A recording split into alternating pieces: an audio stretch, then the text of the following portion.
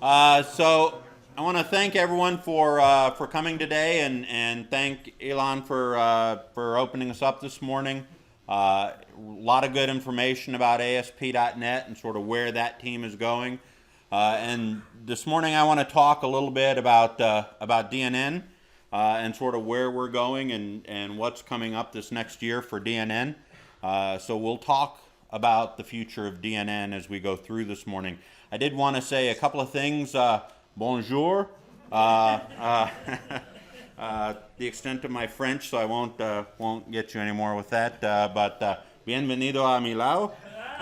And my Dutch is Van Balachoy, I think it's that. But not sure what that last one means, but it's the only Dutch I know, so we'll call it good there. So anyway, but welcome everybody, and thank you to all the sponsors of the event.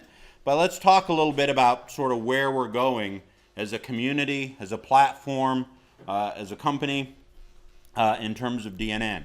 And in order to talk about the future, if I can get my machine to cooperate here, we're going to talk about history a little bit. We're going to go back a little farther than Elon did. So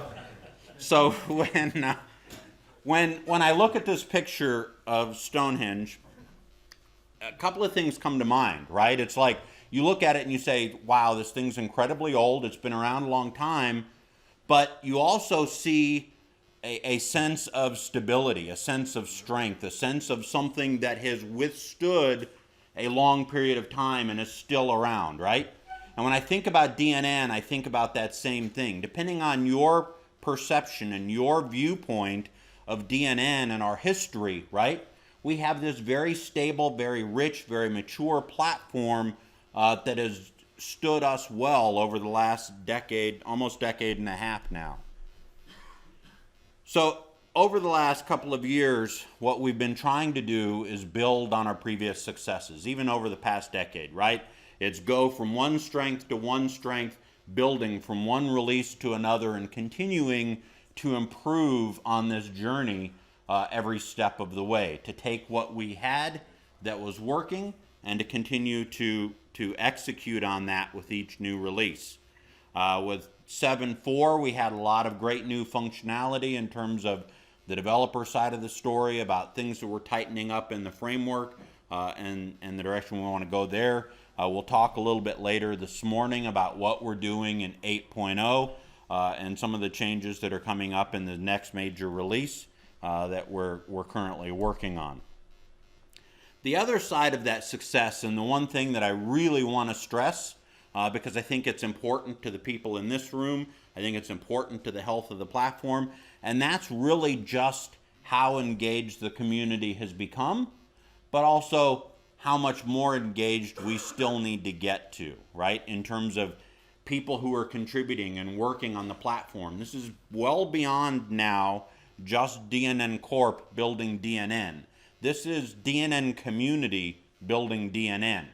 And the key as we move forward, and we'll talk about this a little bit later, is how do we strengthen that? How do we take that to the next level? How do we get more people involved and continue to build on the successes that we've had to date? Because I think ultimately, as an open source project, whether it's open source at Microsoft, whether it's open source DNN, or any other open source, the true strength of the project is not in the lines of source code, or it's not in a feature that's delivered in the package. It's in the community and the people that are behind those lines of code, people that are behind the individual features, right? Because if we build a feature and nobody uses it, or we write a bunch of code and nobody tests it, or nobody tries it out, what good was that effort, right? So let's talk a little bit about DNN 8, sort of where we're going and what's in there. And I'm going to spend quite a bit of time talking about DNN 8 this morning because I think it's important for our community. One of the things that, as we get into this, that I want to talk more about is the idea that Peter had earlier, and what Peter talked about in the opening remarks earlier, in that we are at a fork in the road. There is two sides to the community, and both sides of the community have valid arguments, have valid requirements. They're both equally important to the strength and the health of the community, and it's important that we know where we're going with the current platform, even as we talk about where we're going with DNN next, right? Neither one, it's not an either or, it's both, right? So think about it in terms of and, not or. So again, coming back to the Stonehenge, or in this case, a large oak tree out in the middle of a meadow.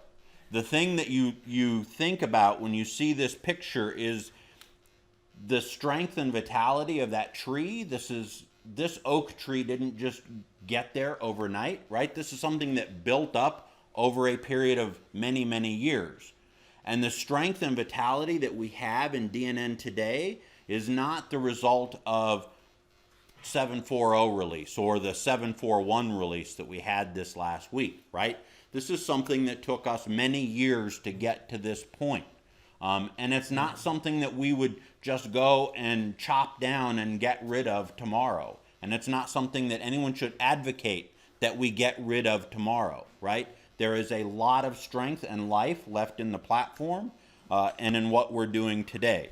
And that's sort of one of the things as we talk about DNN 8 and what we're doing in DNN 8 that we have to keep in mind. It's like, how do I keep growing and nurturing and watering the tree that is DNN as it exists today, even as we talk about planting a new tree for tomorrow. So as we talk about DNN in terms of where it's at, in terms of where it's going, one of the things that you'll often hear in technology is this idea of crossing the chasm. Like, how is technology adopted by people in the broader market, right?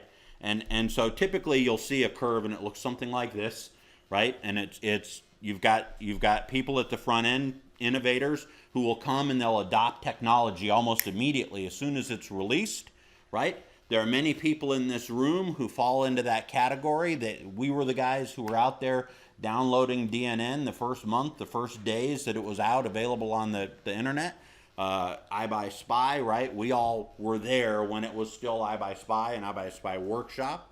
And then there are going to be those people who came a little bit later when DNN was getting established, when we had some of our earlier releases, the 1.0 release, the 2.0 release. They're the guys who are out saying, it's great, I can see sort of where this is going, but I want to get involved, I want to start using this and be a part of that growth, right, as we start taking off. You have your early majority. These are the people who come in after things are sort of stable, 3.0, 4.0, maybe even into the 5.0 range of DNN, right, our late majority. And notice now that this is the vast bulk of the users of technology, right? They exist in this middle category. These are not the guys who are out there on the bleeding edge. These are not the guys who are loading the ASP.NET 5 betas, right? These are not beta testers. These are not that group. This is the guys who are running ASP.NET 3.5, maybe 4.5.1 in their environments, right? And they're very happy in this area. Then you have this other group. They're called laggards, and they break down into various segments in there. But these are the very late comers to technology. These are the guys who are very happy today with web forms. These are the guys who are very happy today running ASP.NET 3.5, even as other people are talking about ASP.NET 5, right? And there are various flavors of these. There are various people who may fall into different categories depending on which piece of technology you're talking about. So it's not like a broad sweeping statement that everyone running 3.5 is a laggard. But right, it's about how quickly you're willing to adopt new technology and how it serves your needs. The other thing that is often missed when people talk about the technology curve is that by the time you are attracting those laggards to your platform because you're stable, because you're this large oak tree out in the middle of the forest, right? By the time you attract those laggards, you actually start losing those early adopters. You start losing all of those people who came on early because they were excited because you were the new leading edge, bleeding edge piece of technology, right? They're already on looking for that next generation of leading edge technology, right? The line in yellow that you see there is really sort of the curve. It's called the S curve. And it's the adoption curve or the market penetration curve that you actually have for technology. So as you attract those early adopters and get into the majorities and then into the laggards, right? Ultimately, you're going to peak out at some point along that curve about how much you can grow with that technology in that market space, and sort of ultimately what you want to do is be able to get the entire market. But the reality is you'll never get the entire market because, as I mentioned, by the time you start getting some of the later portion of the market, you're already starting to lose some of the original people who adopted your technology. And we're seeing that today in the DNN community.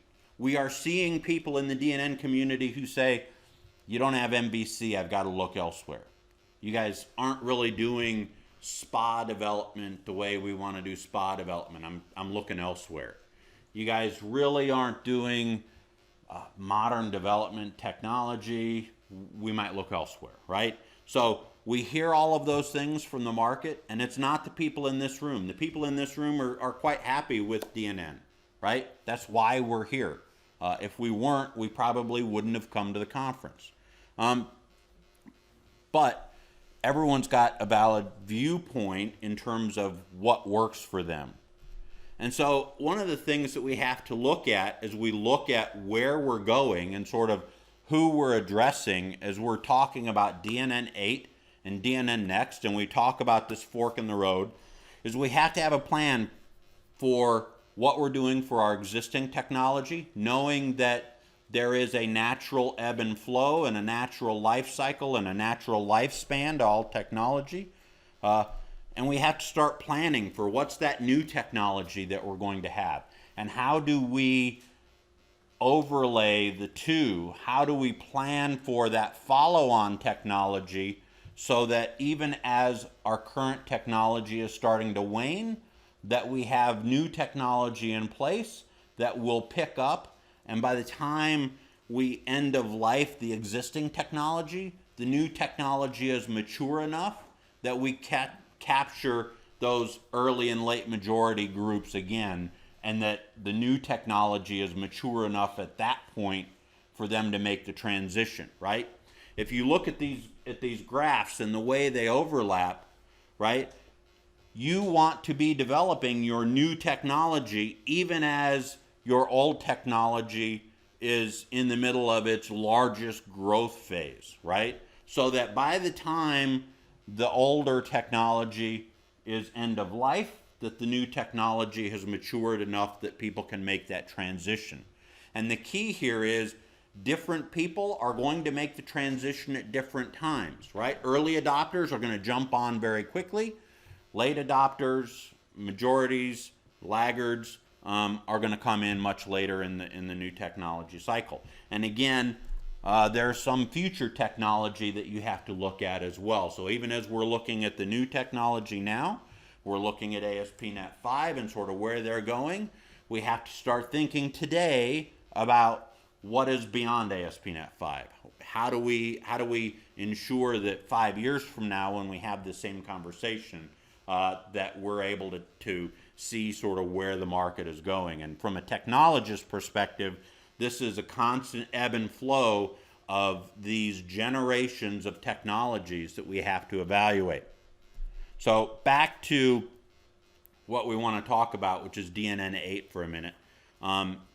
So the thing that I want to stress more than anything else in this segment as we talk about DNN 8 is that there is a strong commitment from DNN Corp. There's a strong commitment from Peter and the other leaders in the community, myself, and others, around ensuring that if you're running DNN today, on web forms today, that you have customers today, that you are going to have DNN for many years to come in a flavor that suits you, right?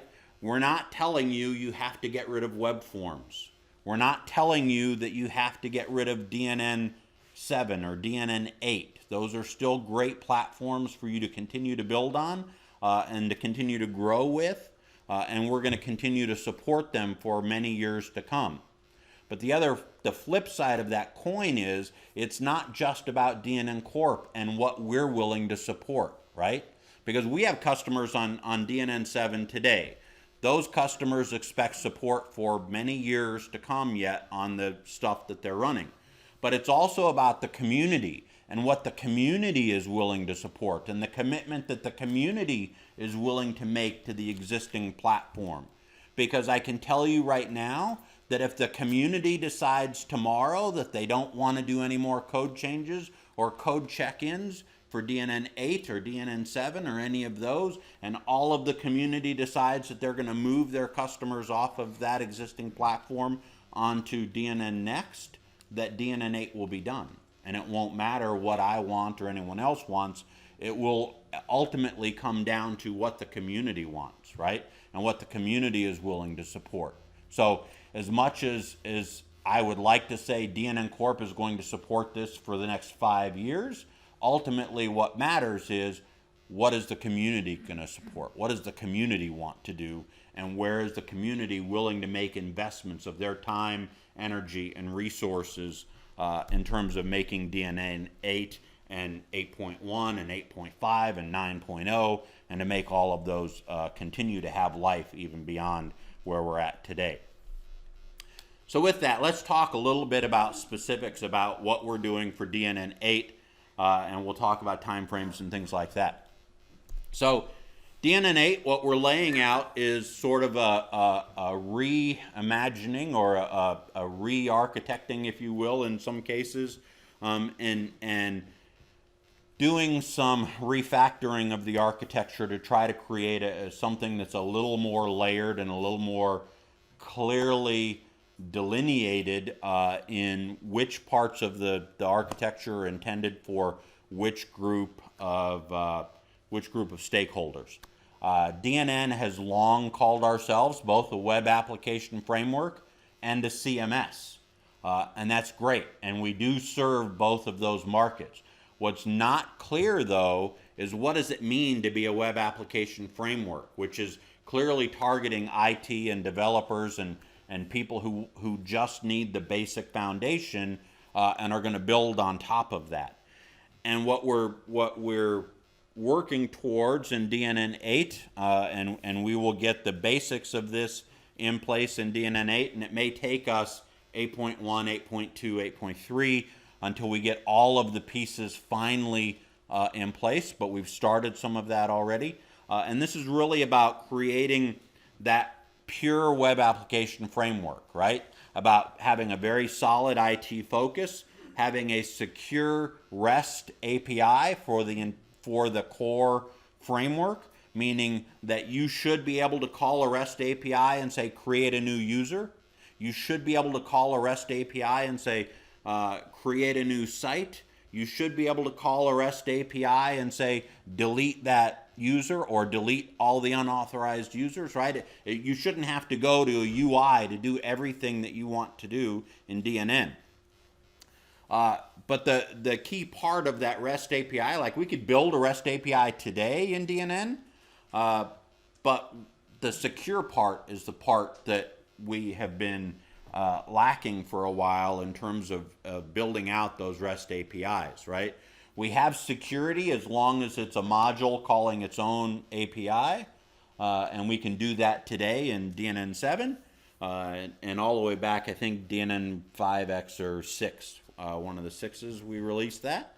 And so what we're adding in DNN 8 and what we have in the CTP 1 is adding some additional security pieces that allow you to create REST APIs using HMAC authentication, which is great for delivering a REST API security in a non-HTTPS environment. So let me repeat that. If you do not have SSL, you should still be able to build secure REST APIs. And the HMAC attributes and the HMAC capabilities that we're building and delivered actually in the CTP2 2 weeks ago. So sidebar, how many people have downloaded and looked at CTP2 already? A couple of people.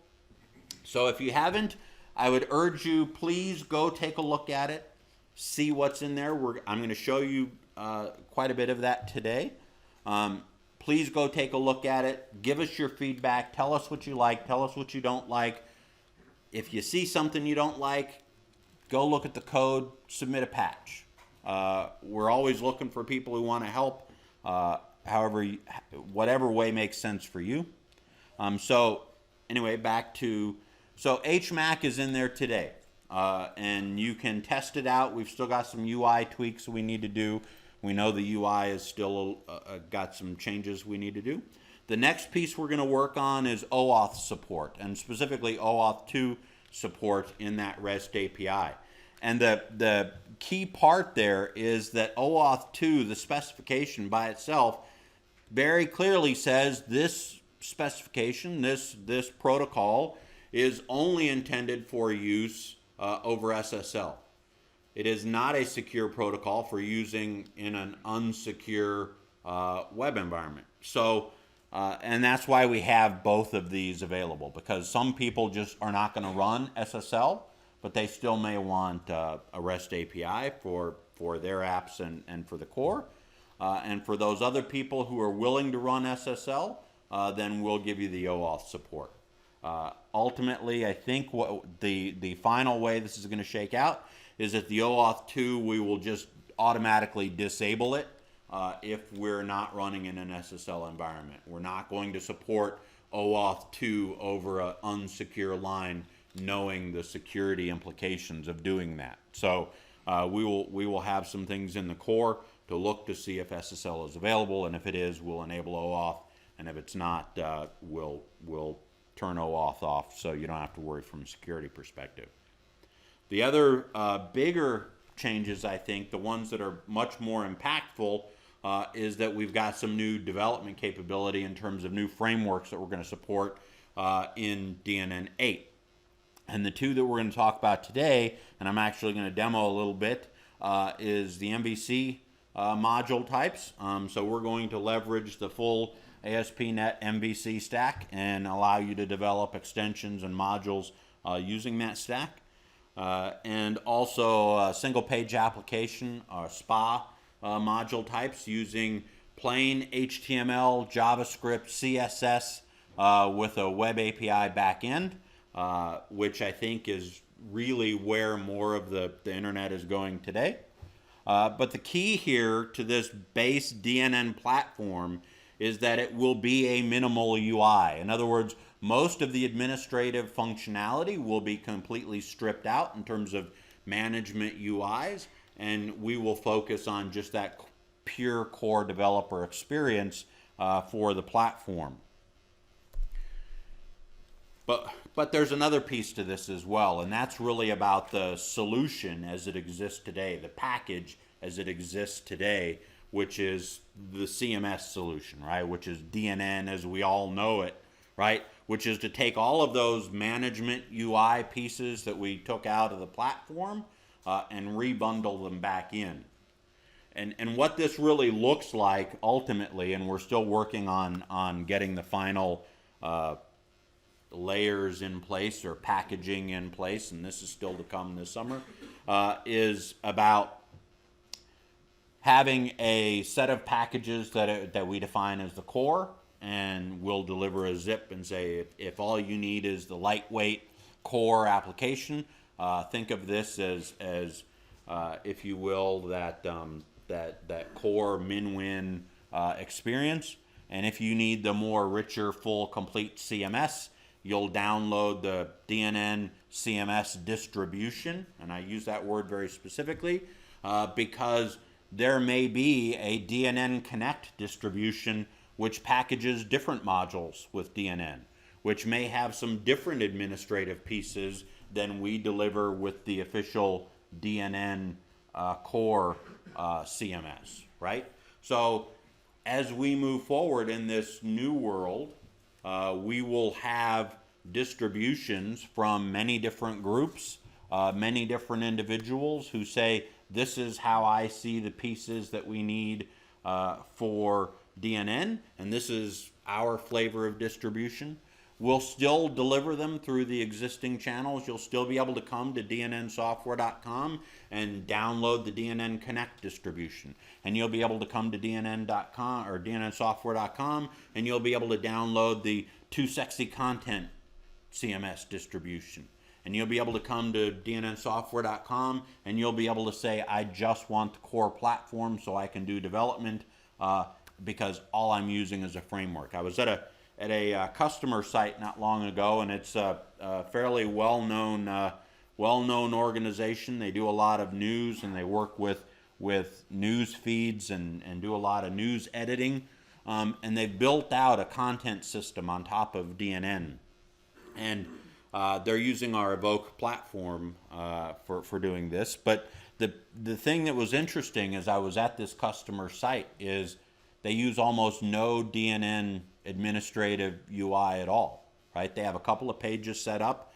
Every page that they use, every page that their editors use and everyone else in the organization uses is all their own modules that they've written that are specific to editing news for their organization and publishing that news into an external repository. They don't even publish the content into DNN proper in our database. They publish it out through a enterprise service bus into an external system, and then some other system actually pulls that data and presents it on the web. So when you see it on the web, you're not seeing the DNN piece, you're seeing the output of a DNN app.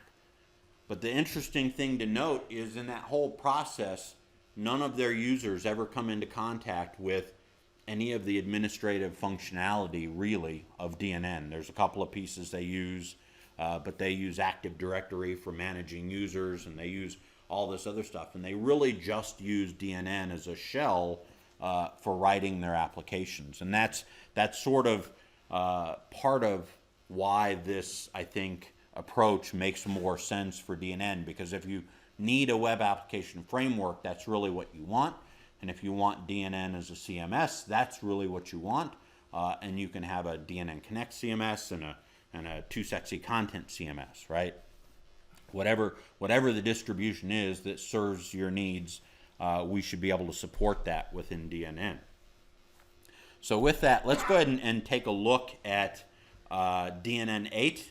I'm going to be showing you CTP code and showing you a lot of different pieces of what's in there today, and talk about sort of where we're going with some of those pieces. I'm going to go ahead and sit so I can go into code a little bit better here, but let's go ahead and open up, we'll go ahead and open up Visual Studio. Yes? Might you do better switching to the white background business and because of the yes. because of the lighting.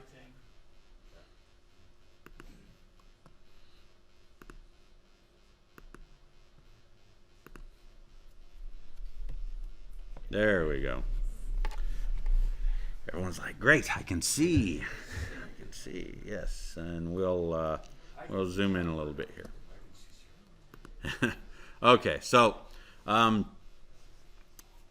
and some of this we'll zoom in as we go through. So so nothing special, nothing magical, right? This is the DNN that we've all known and loved. If you go into the solution, everything is going to look the same way as it does today. You are going to start to see some more modules as we break them out. So things like newsletters, recycle bin have already been broken out. You're going to see over the next couple of months this area grow even more as we start moving items out of desktop modules, out of this admin area. They'll start showing up as proper projects underneath. today in the CTP. You can see we've got newsletters and recycle bin. Once we break all of these modules out, you can expect that not all of them may get distributed with the new CMS platform, core CMS platform. We may make the decision, and there are a few modules like newsletters, which ultimately are going to go out and live in the Forge.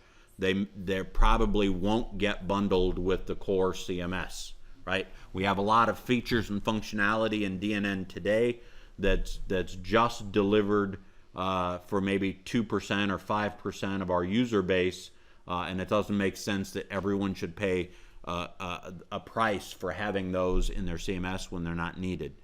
So that's one of the changes that's coming. So the other big thing, and the thing that I want to focus on here for a minute, is that we've got this new folder here, if I can find it, MVC modules. So MVC modules. So today we've got a sample in there for the HTML module. Our original plan was to rewrite the HTML module in MVC, and we're probably not going to finish this piece of work. We've got some other modules we're going to redo in MVC. We'll talk about more in a minute. But the HTML module is a great example that works today. It's in the CTP2 that you can go and take a look at.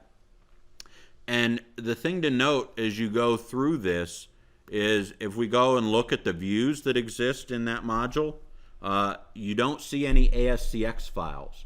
And you won't see any ASCX files. We don't need an ASCX file. We don't need web forms in order to build a module anymore. We can build in CTP 1 and 2 for DNN 8. We can build using all the patterns that an MVC developer is used to. So we can have controllers and models and views, and we can use Razor script just like we would if we were building an MVC application from scratch, right? So we can have we'll inherit from a special page, and Charles will be going more into detail in some of this in his discussions later, but all of the same things that you would see in a standard MVC application, you'll see here in your code, right? So, and I'll let Charles go into all the gory details of that a little bit later, but this is, I think, a big step forward for the community and for DNN, because now it gives our developers some choice. And one of the things that I've always liked about DNN is that we've always put the choice out there for our developers and our users to say, if you want to use X, you can do that, right? We're an enabling technology. If you want to do Y, you can do that, and we'll enable those scenarios. And with the MVC module, we now have another set of scenarios that we can support in the core platform in terms of how you do development. So MVC is interesting. The other one that we wanted to support, and I did this talk, or did part of this talk at a user group can we not play with the, yeah. So if we, so when I was doing this talk earlier with another user group, you know, as I was talking about MVC and sort of where we were going with MVC, they said, well, but we're doing SPA development now. We don't do MVC development anymore, we do SPA. And it's like, I understand. Some people really like MVC, and that's sort of where they're at mentally.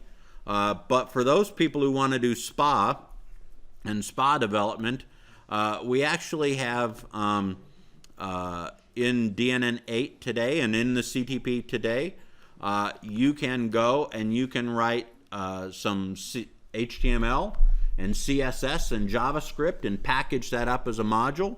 And if you look through this module, you'll see again that there is that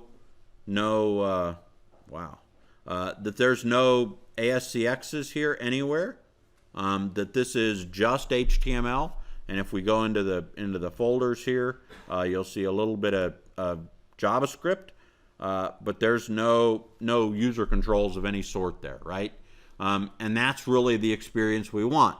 If you're doing SPA development, you should get a SPA development experience.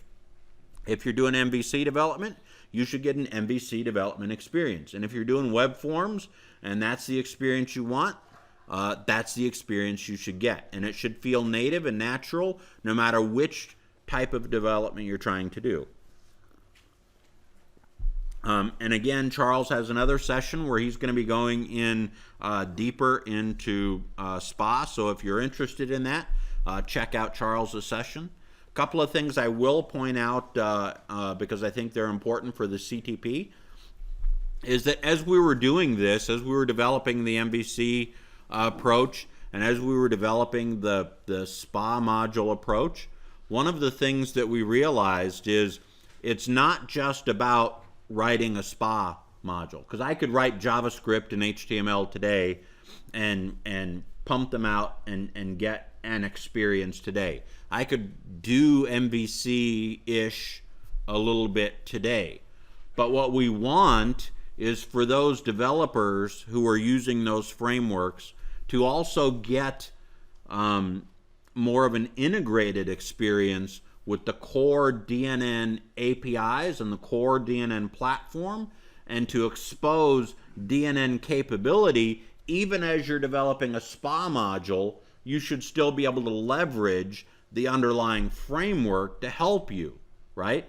So if we're in SPA, if we're in that HTML world, we have some new tokens that we're going to support, and they're in the CTP2.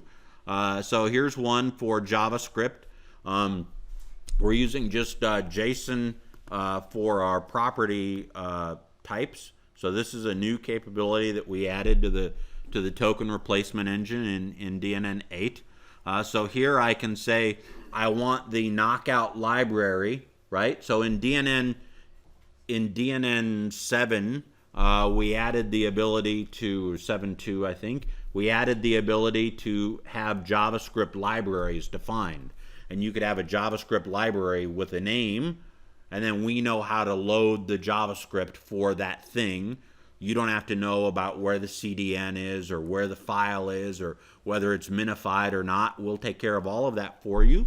So just like Elon showed earlier with the CDN and the fallbacks and all of that's built into the JavaScript libraries. You can drop this one token in your HTML and it will figure out how to do that injection for you, right? So we're going to leverage the DNN API and the DNN libraries in your HTML, and we're going to do that with something that we natively support today, which is token replace. So as this HTML is being processed and injected into the page, we'll figure out that there are tokens there, and we'll do the appropriate replacements in that even as we inject the HTML for you. So there are a couple of these, and Charles will talk more about all of the specific ones that we've done, ResX and CSS and the rest. But I think those are a great example of how we want to integrate and expose the DNN platform through these different development types. So then the other interesting thing to note, and this is something I started playing around with. I didn't have time to fully flesh out a demo for here, but we can talk about it a little bit. And that is, what does it really mean? How does this change how I define modules? And the reality is, as Charles worked through this and as we talk back and forth about what this looks like, is that you don't really change at all how you develop and package modules from a DNN perspective, right? So we've always had within a module this concept of a module control, right? Historically, that module control has been an ASCX file that lived somewhere on disk, and we would pull that ASCX file and inject it into your page. And now when we talk about SPA modules, we'll just inject an HTML file instead of an ASCX file. We'll do a little bit of processing on that for some token replace, but everything else in terms of the manifest looks exactly the same. And in fact, DNN doesn't really care, other than this .html, DNN doesn't really care what this thing is here. It knows, oh, it's an HTML file. This is how I inject HTML files. For the MVC side, we actually have a different naming convention, and this is one area where we differ from the ASP.NET framework a little bit, in that we have a .mvc extension here, and that tells DNN, hey, this is a MVC controller and view that I need to inject. And in fact, this is the controller, and that's the actual action on that controller that we're going to inject. So this tells DNN what that entry point is for this particular module control. Now I know, hey, all I got to do is call the HTML text controller and call the index action. The index action knows how to wire up its own views, right? That's standard part of MVC, and all of that gets injected. So this is truly, from a module packaging perspective and a module framework perspective, the only difference between web forms, MVC, and SPA module development. Everything else to a DNN developer should feel natural, to an MVC developer should feel natural, to a SPA client-side developer should feel natural, right? And that's really the direction that we're going in terms of developing into this out. The MVC code that's there today, the MVC framework pits, are fully functional. Everything we think that we need for MVC is supported. The SPA module bits, we have everything working for the standard views for SPA. We're still working through some scenarios around how do you integrate with the settings page. So we're still working through a couple scenarios there, and we expect by the next CTP, or possibly by the beta that'll be coming up this summer, that we'll have all of those pieces in place. But there's enough there today. Go download the CDP and play around with the MVC modules types, play around with the SPA module types, because those are sort of where we're going with the platform. Those are, of all the pieces I look at from a developer's perspective in DNN 8, those are the two that are probably going to have the most impact on you and how you develop for DNN. And so I know Daniel's got a flavor of SPA that he likes and that his team uses, and other people. Likewise, Bruce Chapman on our team has done some development and publishing lately on the way he does SPA. I would love to get your feedback on how this feels from a developer perspective in SPA development. So please take a look at the code bits. There are a couple other pieces. You'll notice here I'm playing with a module called the Dynamic Content Manager. So one of the things that we wanted as we were developing DNN 8, and we sat down and thought about, and looked at many of the other CMS platforms that are out there today. And the one thing that historically has been missing in the core CMS platform is the actual content management piece, if you will, right? We have content, we have lots of modules that all manage their own little bit of content, but we don't have what most other CMSs consider content management, right? We don't have a central content store where different people are editing different bits of content in that store, in a single store, single location, and then exposing that in different ways with different templates and things.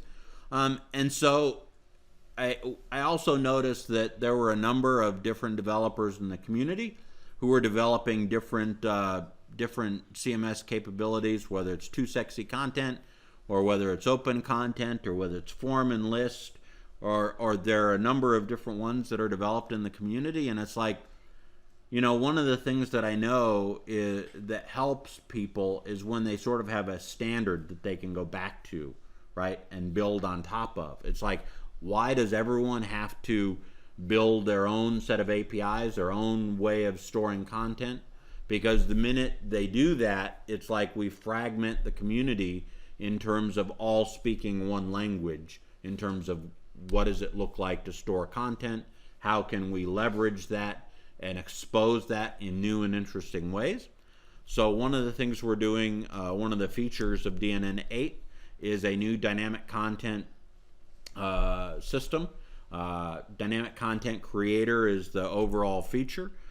So we have already in the CTP, we have a dynamic content API that's part of the core platform. And that API, and we built it specifically as a separate standalone API, no UI. It's about making sure that the API can do everything that a person would need to do for managing, displaying content, searching for content. And then now we are building out some of the user experiences on top of that API. But ultimately, as we went back to this idea that we have a platform and we have a CMS distribution, again, we will have a set of platform APIs for content. And as part of the distribution, we will have some management UI that goes on top of that. So in the CTP today, we have a module that we're in the middle of working on. It's not anywhere near complete.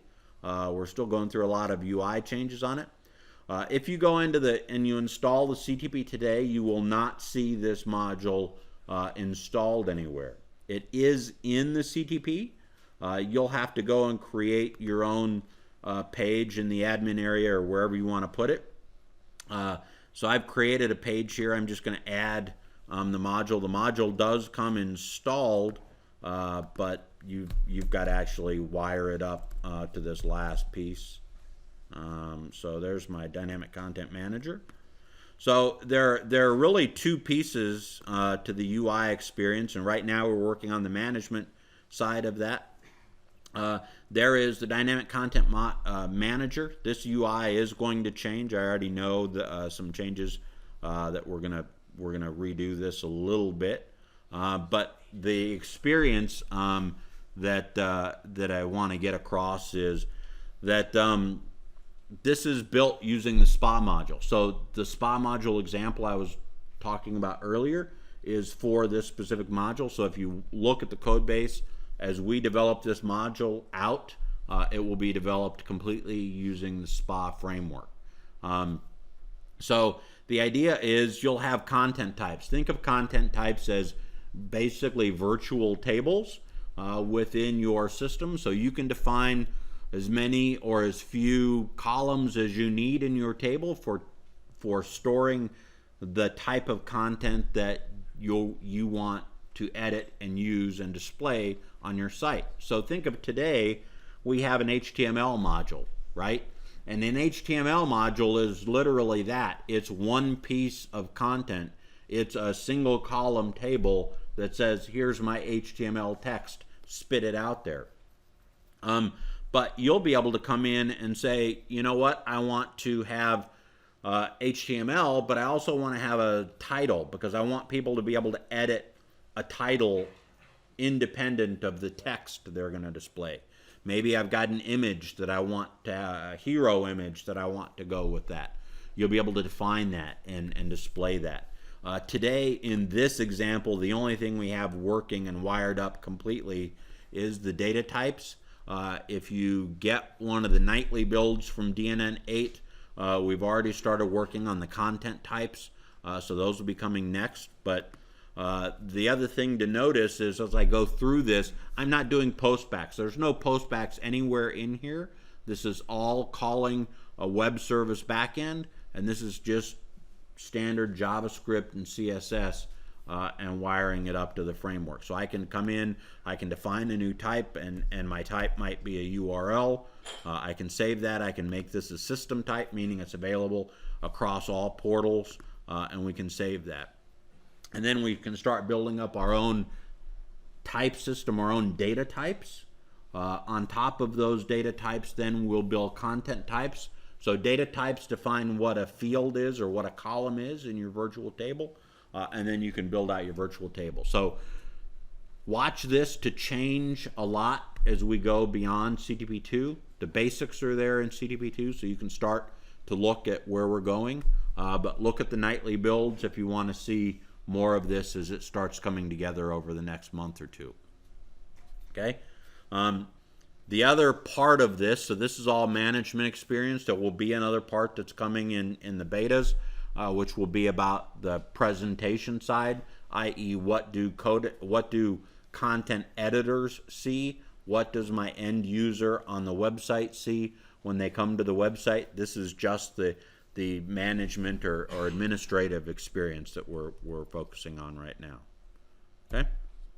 So those are some of the big highlights that you're going to see in DNN 8. The other thing to note is that Oliver is currently working on helping us get all of the Telerik stuff out of our UIs and out of the core platform as a hard dependency. We will still ship and deliver Telerik as it exists today, so that if you have modules that depend on Telerik, they'll continue to work. But in terms of the core administrative experience and the core requirements of the DNN platform, we're no longer going to have a hard dependency on Telerik. And you may be wondering, okay, well, if we don't have Telerik, what am I going to use for editing of HTML? And so actually in 7.4.1, which we just released this week, so how many people, quick show of hands, how many people have downloaded the new 7.4.1? Okay, good. Quite a few people.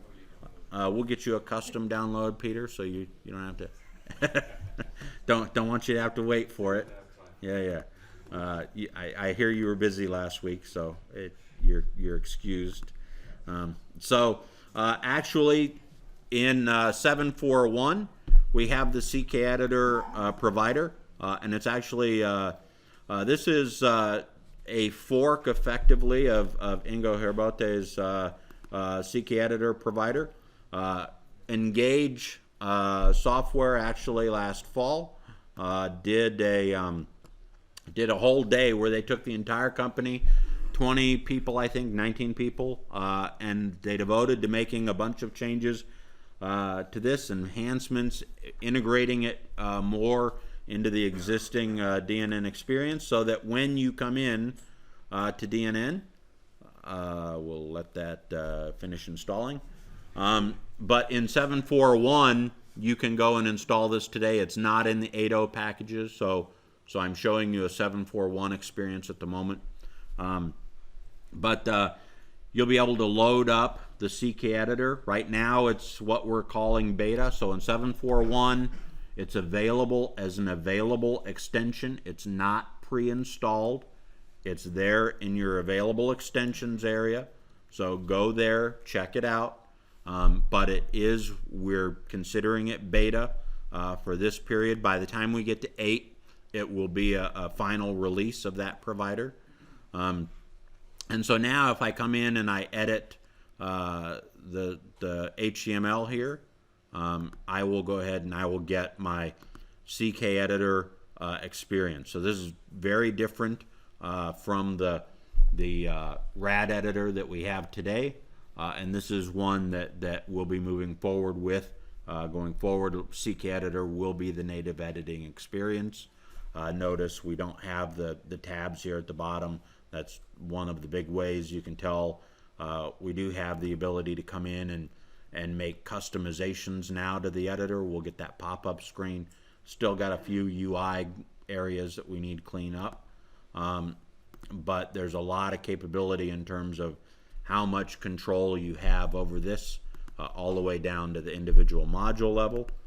The other big change that Engage and their guys at Engage did, is that if you come into the HTML editor manager, so once you've installed this CK editor provider, now it will integrate into the HTML editor manager.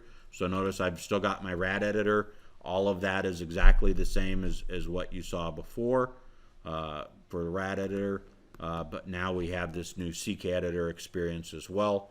And I've got a few UI rendering issues here in 8. I'm not sure what's going on over here, but I don't see the same thing in 7.4.1, so it may be something specific to 8 that's going wrong here. But anyway, so this is the CK editor and sort of where we're going with that. So this is going to be part of 8, and you can look for that going forward. Joe, is it installing it automatically replacing that as making it default? Yes, it did. Yeah. And I believe that's the same experience if you do it with the other provider, with Ingo's provider as well. It does the same thing, right? But it's easy enough. The HTML editor manager will let you switch that right back, so it's not, you're not going to break anything or have an experience that's hard to go back to.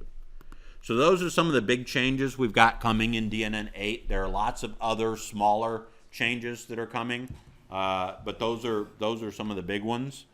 We do have things like a new image handler that is in DNN 8, and that'll be replacing a lot of the image handling we're doing today. That also is a community contribution as well. So lots of changes. But the other thing that's important is that we're open. If there are features that you think should be in, if there are bug fixes you think should be in, start working on them today. Submit your pull request today.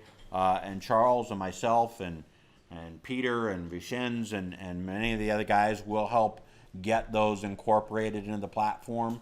If you have questions about how to do a pull request, stick around for Ernst Peter's talk right after this.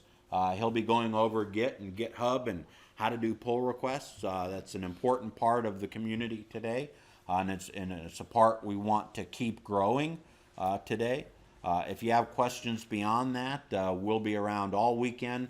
Get with somebody. If you're interested at all in contributing to the platform, please see one of us, sit in on the session, learn how to do that. So in terms of DNN 8, when are we delivering that? When is that going to be out? So right now we're on pace to deliver a CTP or a beta or an RC basically about once every month. Right now we actually skipped the month of April. So from here forward, you should see a drop in June. You should see a drop in July and August. And we are planning to actually ship DNN 8 and deliver that for September. So everyone should be coming back from vacation, which I understand vacations start next week, all the way through. And by the time you get back from your vacation in September, then DNN 8 will be there ready for you. So that's DNN 8. So now let's talk a little bit, very briefly, about DNN Next and sort of where we're going with that. I'm not going to go into a lot of details here, and we'll talk about why. One of the things before we go into that, one of the things I want to make sure that everyone takes away from this today is that I want you to make the choice that's appropriate for you and your organization as to which path you go down, right? Do you want to stay with DNN 8 and the current web forms based development branch, or do you want to jump over? Are you one of those innovators? Are you one of those early adopters that is going to jump over to DNN Next? And even if you are on DNN 8 today, that doesn't mean you have to stay there. The intent is for there to be a path for you to go from DNN 8X, whatever it is, to DNN Next when that makes sense for you and your organization. and we'll develop the tooling to help you do that. It is not going to be an upgrade. It is not going to be, I just run the normal DNN upgrade experience and I go from DNN 8 to DNN Next, right? We're talking about two very, very different technology bases, and because of that, there will be some work to go from one to the other, but we do fully intend that it will be possible to migrate, and migrate being the key word, not upgrade, right?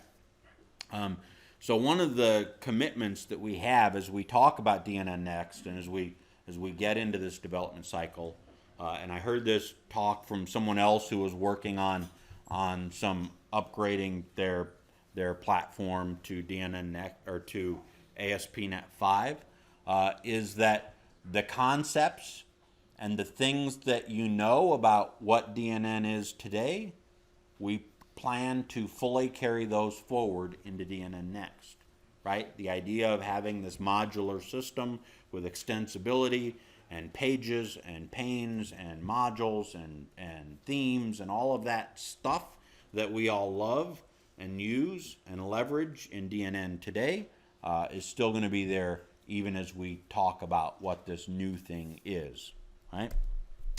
So let's talk about the web and DNN's relation to the web a little bit, because I think that's important to understand sort of where we're going with DNN in DNN Next. And if you think back to when DNN was created, not all the way back to Stonehenge, but just like 2002, DNN was really about building websites and building these applications, right, that lived on the web. And the thing about those when they first started is that they were all sort of these islands, right? They were these silos, right? You created your content was in this database sort of lived within itself. The users were in this database, your site was in the database, all your content, everything was in that application. And that worked well for a while. And on the web, what you saw was that other sites, Drupal and Umbraco and Sitecore and who knows what else, right? All these other sites were built and all this other stuff, right? And some were big, some were small, but you had all these other sites that were being built up by all these other frameworks. And some of these sites, like Facebook and Twitter and LinkedIn, and they were starting to be used as content marketing channels. Originally, they were social channels. Later, it became content marketing channels, and they also became a source for user identity, right? So if you think about it today, I can use my Facebook, and I can log in almost anywhere on the internet using my Facebook ID. 10 minutes, got it. We're good. So I can use my Facebook ID almost anywhere on the internet, and that's awesome, right? Facebook is now like this source of identity for people on the internet as well as Twitter, right? And so they've created sort of this connected environment for their users. File sharing sites became hubs for marketing assets. As you think about the marketing organizations that use frameworks like DNN and others, where do they store their files? They store their files in places like Dropbox and Box and Azure and Amazon and all these different places out on the internet, right? And they go there, they grab this file, and then they hand it out to different people to use, whether it's inside their marketing organization or what have you. And then you had cloud platforms like Amazon and Azure and others that sprung up. And these cloud platforms fueled things like service-oriented web, where you have people who are building SaaS applications and services that span the web and are connecting the web in various ways and connecting all of these platforms in various ways. And this was really tremendously fueling a lot of other services to evolve. You have things like GitHub and YouTube and SlideShare and all of these other places that people are leveraging both as standalone sites, but also within their applications, within their own website, right? So you can go to a website and it may be exposing content that actually lives out on YouTube and doing that in some very unique ways. Same with GitHub and other places, right? And what you see when you look at all of this in totality is that the web, as it's always been intended, is becoming a very interconnected place, not just with links, but with active functionality, with active content, where content is moving from one site to another site, and the movement is almost transparent to the user, right? I go to one site and it's actually loading content that lives on SlideShare, or it's loading content that lives out on Facebook, or it's loading content that lives up in Dropbox or Box, or it's pushing content somewhere else out to Facebook or Twitter or what have you. And when I logged into that site, I came in as not as a DNN user to the site, but I came in as a Twitter user. I don't even know what DNN is, right? I don't know what that site login is. I know I've got a Facebook login and that's all I need, right? So all of these things are very interconnected, and the services that they all expose are becoming very interconnected. And the challenge that we have is that today DNN is still pretty much this little island off to itself in terms of a platform, in terms of an application, and how the application is fundamentally built. And what we need, and sort of where we're going, and what the big picture is for where we want to go with DNN, is about how do we build a next generation marketing platform, not a CMS, a marketing platform. CMS is just one aspect of what marketers need in terms of a platform and capability. How do we deliver that next generation marketing platform that's built for the way the web operates today, where services and people and content are migrating and transiting from site to site to site, and where it originates is really not as important as your ability to leverage it and use it and consume it and monitor and analyze how people are interacting with content on your site, how users that come to your site consume content. Did that piece of marketing information help them make a buying decision or not, right? Did that piece of marketing information help them in terms of deciding whether to join your organization or not, right? And how do I measure that? How do I know whether that YouTube video is effective or whether I need to create a new one that answers somebody's needs? Can I monitor that? Can I measure that? Can I then take that measurement and use it to help my organization improve our marketing efforts and our development efforts, right? So it's about going beyond just CMS. It's about going and serving a much broader marketing organization and delivering a platform for people who want to build those larger marketing solutions. So it's not about DNN becoming this massive marketing solution. It's about DNN being a platform on which larger marketing solutions will be built, right? One of those solutions being a CMS, one of those solutions being a content marketing system like we're developing in Evoke, one of those systems being maybe even a marketing automation system that someone else may choose to build on the DNN platform. But the key is that DNN becomes a hub and an enabler of all of this technology. And DNN becomes a framework that enables these scenarios, these interconnected services where users and content and files and all of this, where it can monitor those without caring about where those originated or where those live at any given point in time. And then it can expose that information back to the organization to allow them to leverage that information, right? So that's sort of where we see DNN Next going. And we'll talk about some of the technologies in specific talks. Again, Charles is talking about SPA and HTML, specifically in context of DNN 8.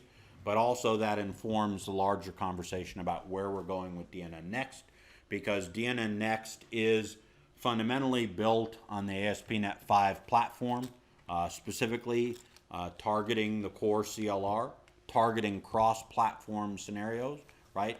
Because part of DNN Next is about not just new technology, but also broadening and addressing a broader developer market, targeting and developing a broader marketer and marketing department market, and really expanding the opportunities that are available for people in the ecosystem, expanding the opportunities for people who are today outside the ecosystem that we would like to bring in, right?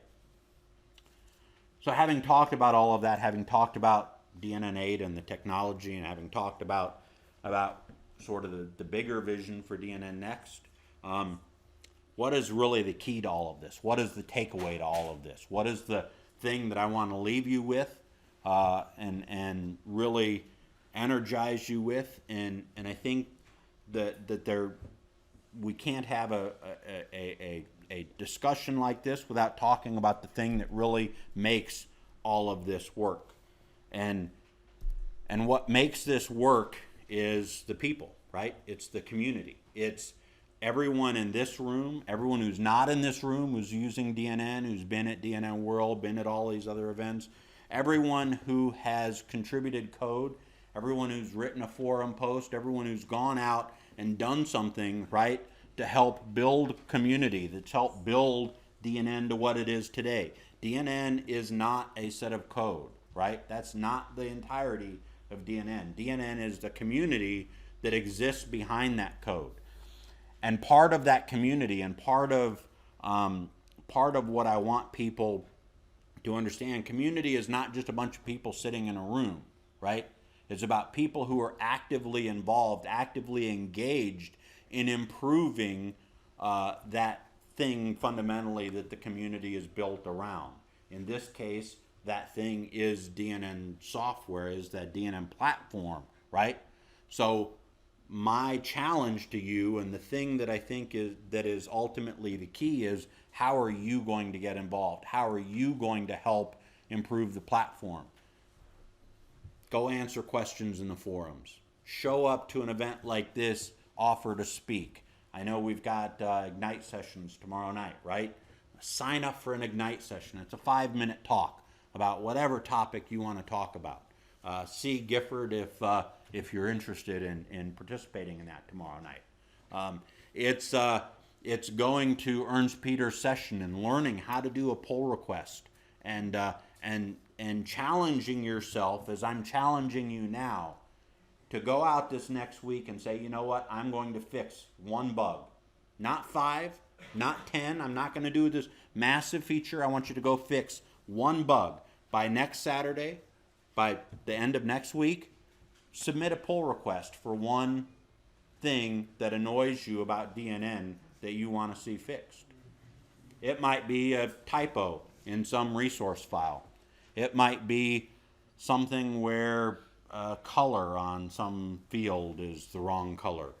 I don't care what it is, right? Get involved, get engaged, because ultimately the only real success we're going to have as a platform, as a software, as a community, is if people are willing to step up and do the things that myself and Peter and Sean and Charles and many others have done, and that's contribute back to what it is that we all love so much about DNN software and the platform. And so with that, I thank everyone for showing up this morning and appreciate you spending your time with me. And I'll give it back to Peter and DNN.